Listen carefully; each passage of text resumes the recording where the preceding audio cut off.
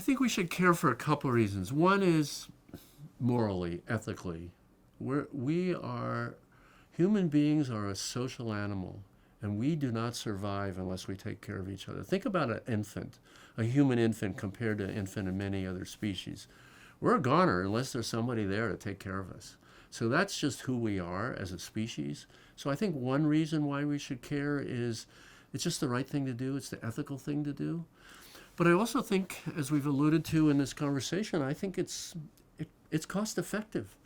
To treat asthma in an ER, which is how the vast majority of low-income asthma is treated, costs so much more money than that child having an ongoing, regular healthcare provider who understands that child's history, knows about that family, knows the parent.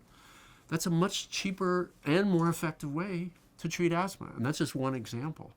The kinds of things that we wind up paying for in the back end. Incarceration. I mean, all of us have heard these figures. I don't know what the figure is now, but I know a year in a maximum security prison is more than a year at Cornell.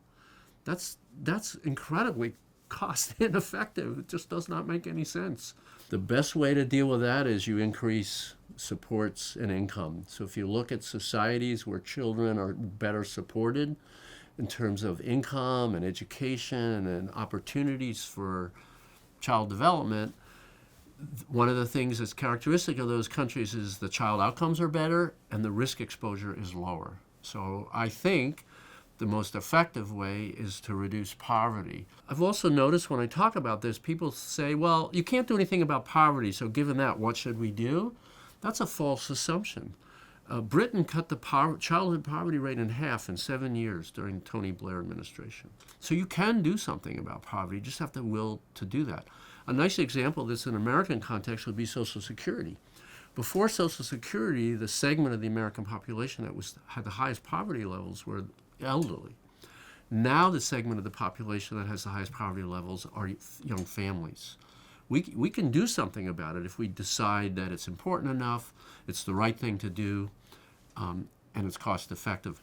When you spend all this money, what you get is a return on your investment that any billionaire would jump up and down to get.